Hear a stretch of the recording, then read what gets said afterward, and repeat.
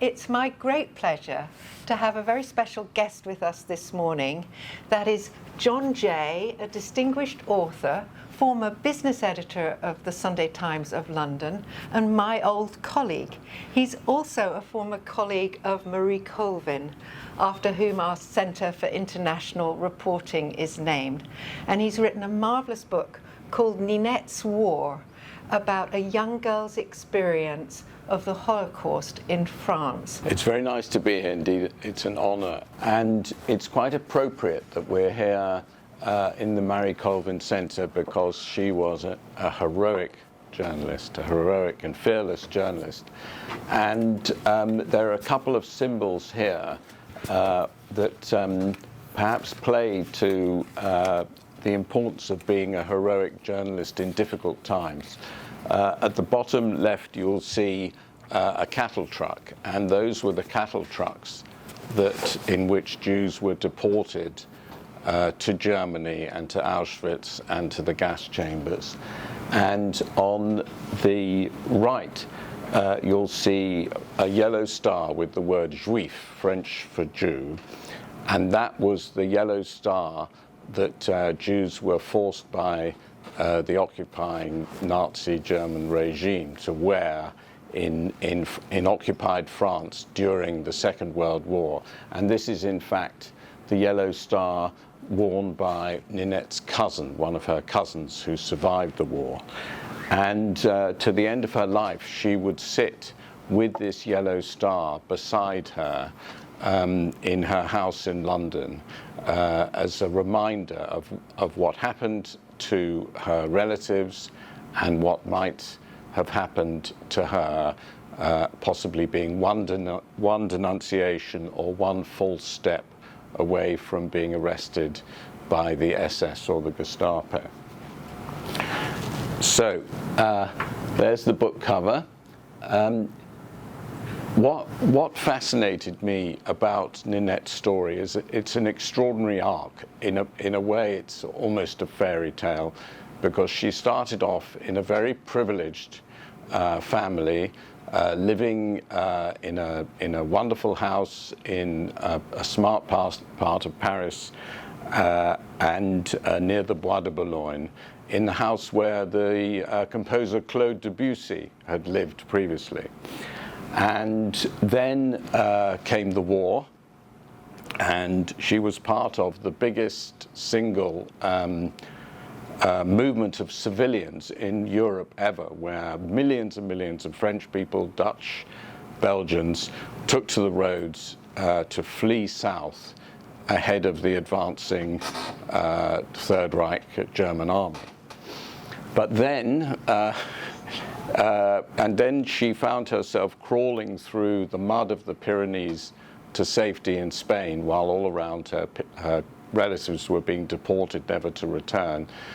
And when she comes back to Paris, she is then wooed by the eldest son of an English lord, and ends up, as her title was Lady Swathling, and lady-in-waiting to Princess Alexandra.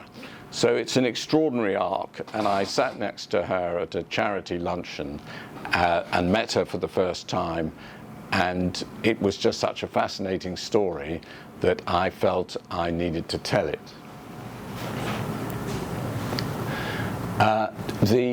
One of the wonderful advantages that I had is that she gave me her teenage diaries from the war. Now, for the avoidance of doubt, it's not Anne Frank.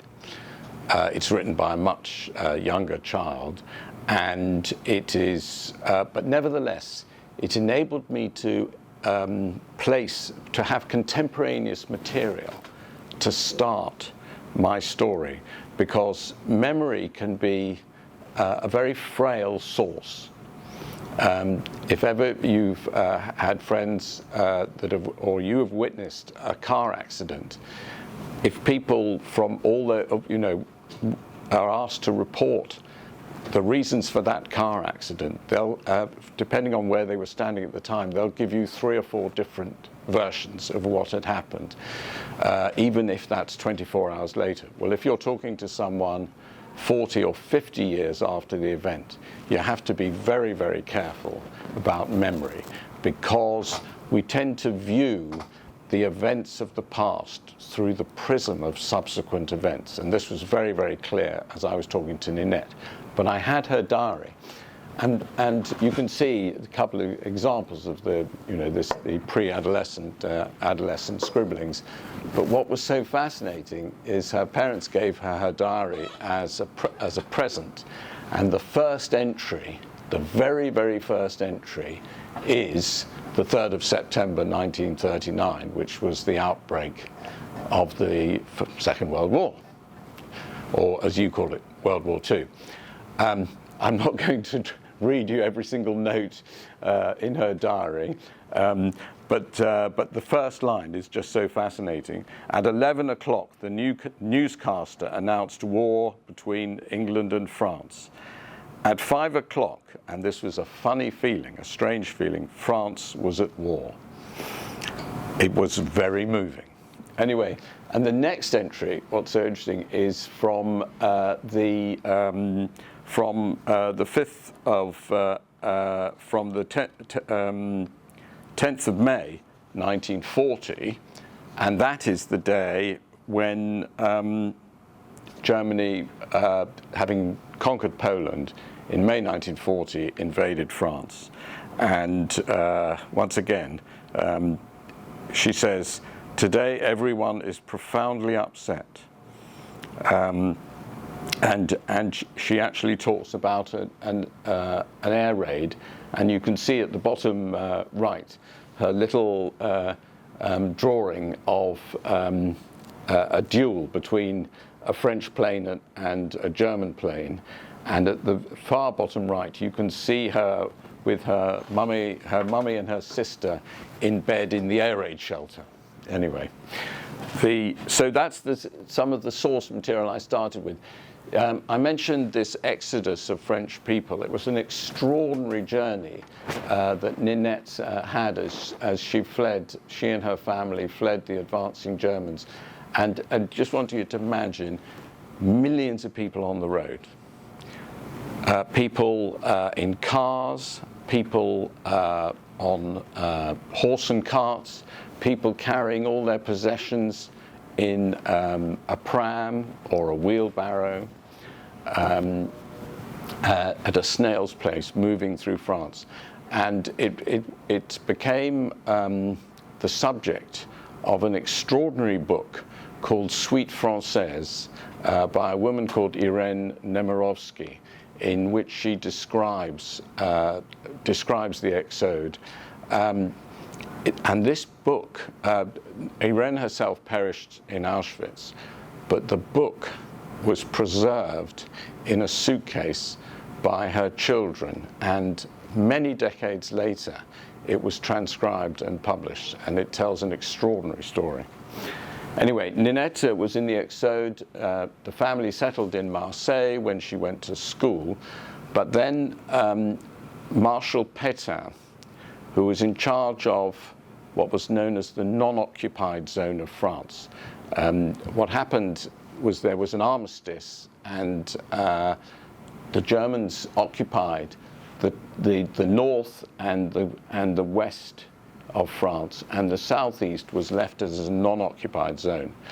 And Marshal Petain was a collaborator who introduced racial persecution in the southern zone that mirrored the racial persecution in the Nazi-occupied zone.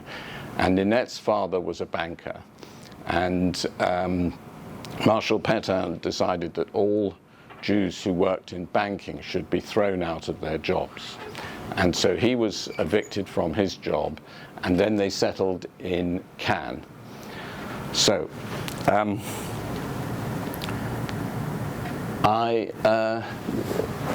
there are a couple of interesting photographs here. They talk about collaboration and propaganda, and what happens when people agree to accept an evil regime. So in France, people accepted an evil regime. And there is one of the most notorious pictures of the Second World War, which is Marshal Petain shaking hands with Hitler and saying, "I will collaborate with you." And at the bottom left, you can see a propaganda poster, and on the right of the poster, you'll see what he believes France should be reconstructed as. Instead of liberty, equality, and fraternity, the triple motto of the French Revolution, very much the motto of the United States as well. He wanted work, the family, and the fatherland. And on the left, you can see all the things that he disapproved of in the pre-World War II France.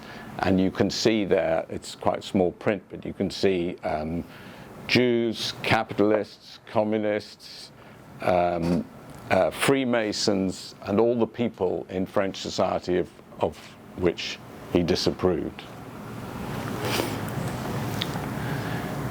This is, for journalism students, this for me is a fascinating collection of images, because as journalists you all believe in free speech as much as possible. And in America, the basic rule is we can say anything we wish, as long as obviously we want it to be accurate, but as long as we don't immediately incite violence. And in France, before the Second World War, there was an awful lot of racism in France. And one of the great ideologues of racism in the late 19th century was a Frenchman called Edouard Drumont. And Hitler, in Mein Kampf, I think, praises Edouard Drumont. And Edouard Drumont had a magazine that was viciously racist. And if you look at the top right, you can see an awful caricature of a Jew. And the name of his magazine is La Libre Parole, and that means free speech. So we're in a very complicated environment here. Towards the end of the 1930s, the French government introduced anti-hate speech legislation. And they wished to reduce the amount of racist propaganda, posters, stickers, magazines, etc. And they prosecuted people for race hate speech. And one of the first things that Marshal Petain did when he took power was to abolish the anti-hate speech legislation. And that in turn produced an extraordinary outpouring of racist films, posters, exhibitions, newspapers, magazines. And there was a particular exhibition in Paris in 1941. So it was in occupied France, but it was put together by Frenchmen, not Germans. And you can see virtually the same imagery in that poster for this exhibition, The Jew and France, as Drumont's free speech back in the 1890s. Anyway, the next point is, at what point does free speech or hate speech turn into hate action? Well, the fact is, all the hate propaganda created a permissive environment for Frenchmen to be racist and in action. And at the bottom left, you'll see a synagogue that has been firebombed very shortly after the Jew in France exhibition. And in the middle at the bottom, you'll see that French policemen were actually involved in French concentration camps interning mainly foreign Jews. And at the bottom right, you will see an image of French policemen actually helping in the deportation process. So we need to think very hard, or I have been thinking very hard about the relation between untrammeled free speech and allowing hate speech and not doing anything about it, and it creating a permissive environment for hate actions.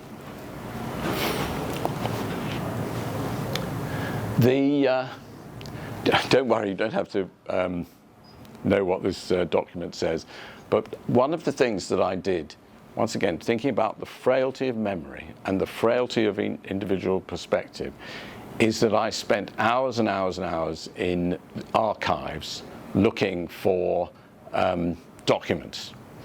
And I came across a document about Ninette and her family that Ninette knew nothing about, which was that at a certain point her father was investigated for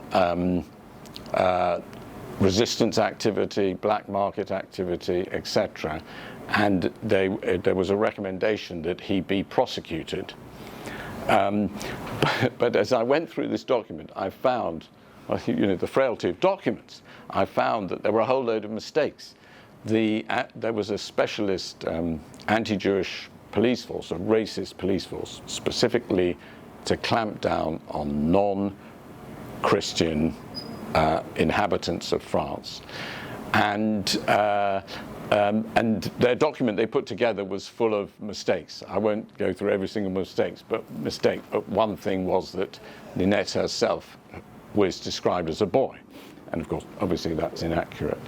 So one has to be very careful with documents too. Now, at a certain point, not in the northern zone, the German occupied zone, but in the French governed bit from a place called Vichy, hence the French government is known as the Vichy government, they demanded that every Jew had to have the word juif stamped in their passport, their identity papers, to mark them out, not with a yellow star, but any policeman or whatever could look at your papers, and that made you very vulnerable. It made you vulnerable to expropriation. One of the things that the French government and the Germans did is basically expropriated people's houses, their businesses, their savings, etc. And so this was a card that potentially, towards the end of the war, if you showed it, could lead to your deportation, not just your expropriation. And here, this is the one for Ninette's mother, Yvonne, and Ninette herself. And just imagine the feeling of carrying around an ID card where you're being branded like cattle with the word juif. But Ninette's father had very, very good connections, and he organized false papers. So here are some papers that I actually, Ninette kept and gave to a museum, and you can actually see her father. Interesting, the thought that goes into the creation of false papers. You'll see that Edgar Dreyfus becomes Edouard Delma, so same number of syllables, same starting letter, so you can always remember it. It's got the same birthday in terms of the day of the month, but it's been shifted by 2 months. And down at the bottom, you have Ninette's sister Viviane becomes Viviane Delmas. And it says place of birth Valenciennes. And once again, there's a lot of intelligence that goes into that, because if you were interrogated by a policeman or a German SS officer or whatever, Gestapo, and it said Valenciennes, your place of birth, or he could phone up the town hall and say, is this person real? Or send a telegram or whatever. But the joy of having your date of birth as Valenciennes is that in 1940, during the Battle of France, Valenciennes was completely burnt down, and all the town records were destroyed. So you could never check this. And there is a picture down at the bottom right of the burnt out town hall of Valenciennes. Documents and record keeping. The Germans were great record keepers. What is so fascinating is the way that they documented their own crimes.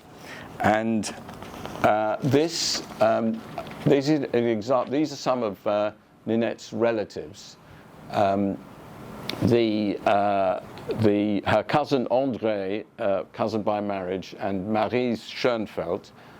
André was a wounded prisoner of war from the First World War, and he thought he would be safe in Paris. He was decorated, he had a Légion d'honneur.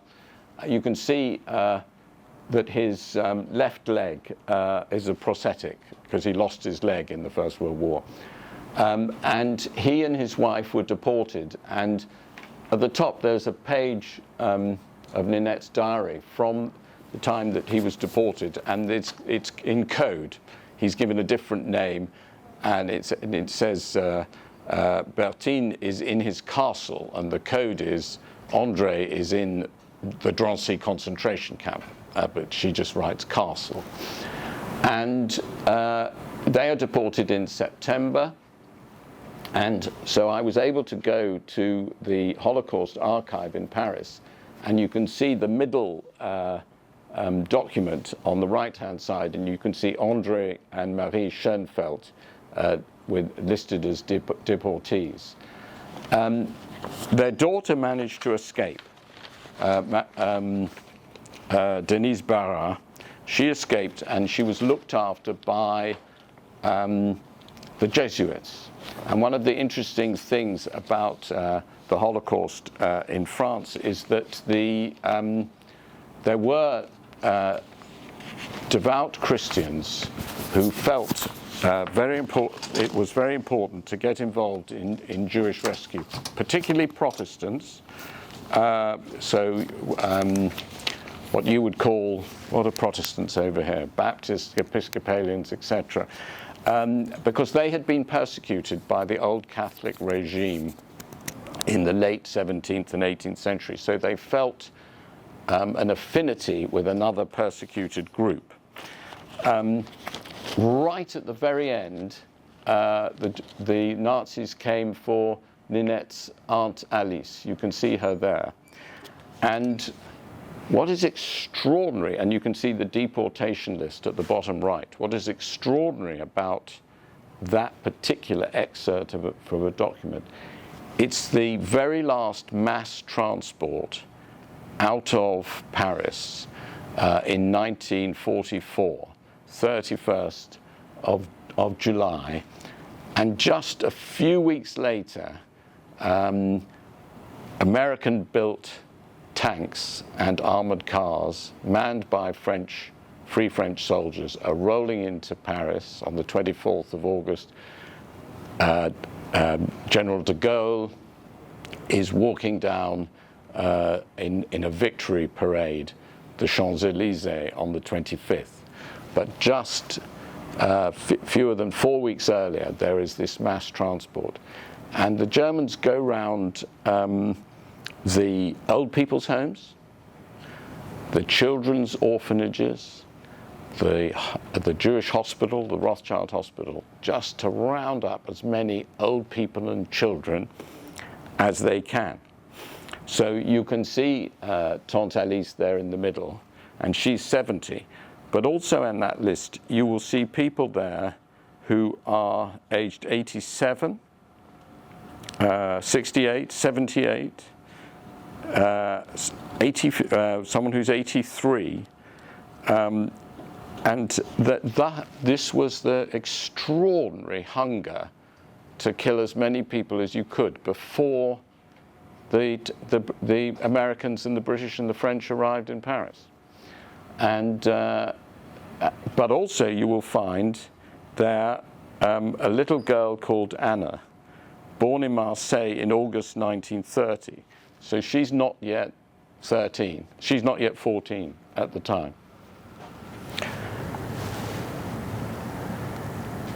Whether you survived or whether you perished could be a matter of judgment, going to the right place. Social capital was very, very important. You know, getting the right false papers, as opposed to someone who was an impoverished immigrant, possibly from Austria or Germany or Czechoslovakia, who didn't have the social capital.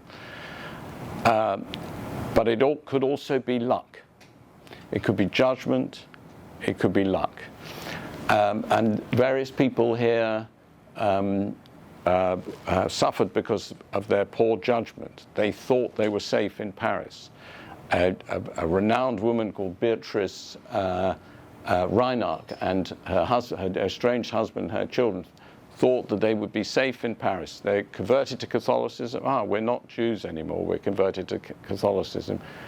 And they were taken away right at the end.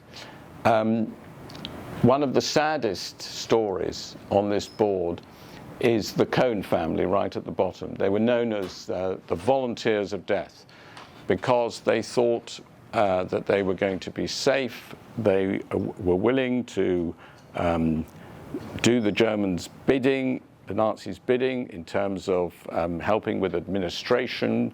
The father ran what was called the Rothschild Hospital. After all, the Rothschild family had fled France. And they were deported even later. There was a small last transport, and the French expression is le dernier wagon, the last wagon. And he kept on saying to his children, one of whom was a man called Philippe, who became one of Ninette's early boyfriends, said, we must stick together, we're going to be all right on this transport. The great tragedy is that the little boy, Georges André, at the bottom left there, ended up being used for medical experiments in Auschwitz and then was hanged after the medical experiments. And so that is about judgment. You know, at a certain point, you have to make the decision to take action. Yeah? So these are just a few of the people, Christians, who were involved. Bishop Raymond of Nice, Ninette's school teacher, the people in the Pyrenees who hid them under false names. And you've got some of the family members of Ninette's family who these people helped to save. This last slide here is, I told you about this almost fairy tale. You know, she's nearly wiped out, her cousins and family were nearly wiped out, and she ends up marrying this eldest son of an English lord. They were married at a synagogue in Paris called the Rue Copernic Synagogue, and that was bombed in 1941, and you can see a picture of the synagogue being bombed, and then you can see a picture of the synagogue being restored, and you can see Ninette in her wedding dress was designed by Pierre Balmain. Those of you who like French fashion, Pierre Balmain was one of the great couturiers. And also he and his colleagues were involved in resistance activity. And but what was also interesting about the wedding guests is some of the great heroes of the French resistance and the Free French were there amongst the family. And there is, those of you who've looked at Holocaust history might find there's an expression like lambs to the slaughter. You know, how did they not rebel? Why didn't they do anything to save themselves? Well, actually, there's a lot of history about Jews being involved in partisan movements in Russia and Poland and Czechoslovakia, but also in the Free French. And some of the leading members of the Free French were Jewish families, including members of Ninette's family, who fought back. Who's ever watched Seinfeld and Veep? And Julia Louis-Dreyfus, the actor, Julia Louis-Dreyfus. Well, Pierre there is her grandfather. So there you have it. Sarah asked me to talk about character and difficult questions. So just first a bit about character. I spent many, many hours talking to Ninette, getting her to do a sort of giant brain dump of all her wartime experiences. It's important but it's not just important to talk to the person, watch them. Watch their non-verbal communication. That can be very, very important. Talk to their colleagues. Talk to their family. Listen hard. I spent a lot of time interviewing people who had been with Ninette during the war, her children, and all that was helping me to build up a rounded picture of her. And once again, your own perspective of yourself, you're interviewing someone, can be different from other perspectives. Ninette saw her wartime experiences as part adventure story as well as horror story. Because there you are, age 14, 15, you think you're invincible. Nothing can happen to you, whatever's going on around her.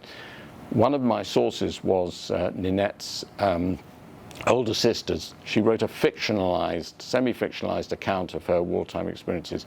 A woman called Vivienne Forestier, winner of the Prix Goncourt, which is one of the premier awards for writing in France.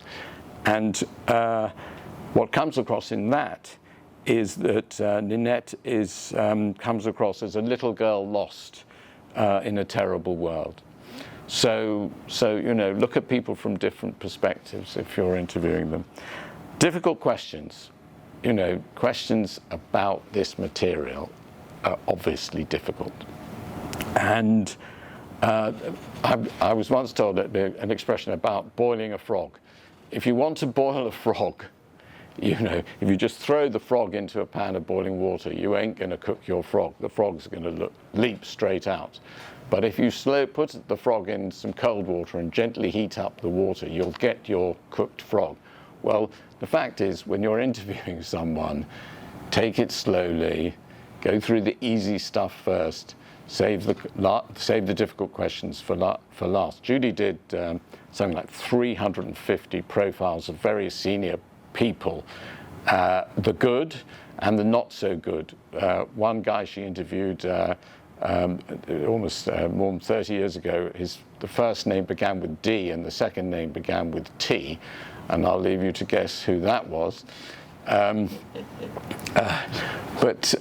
she also did Bill Gates and various other very senior American business people. But one of the tricks of the trade is to save some of the difficult questions till the last. And also sometimes, we have an expression, if you want to get, people talk about going to Land's End by way of John O'Groats, Land's End being the farthest point southwest of England, and John O'Groats being the most northerly part of Scotland.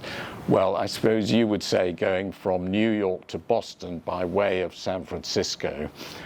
And sometimes, you have to go work your way around. With poor Ninette, towards the end of her life, I would torture her by making her translate French texts with me. That was very good for her brain. At the end of your life, it's good for your brain to have some serious work. But also, it enabled, occasionally things would come out as a result of translating documents, translating history books, translating memoirs that we hadn't talked about before. So sometimes things come out obliquely. And I guess the most important, all-embracing thing is empathy. Let me try and put myself in that person's position and go on the journey together.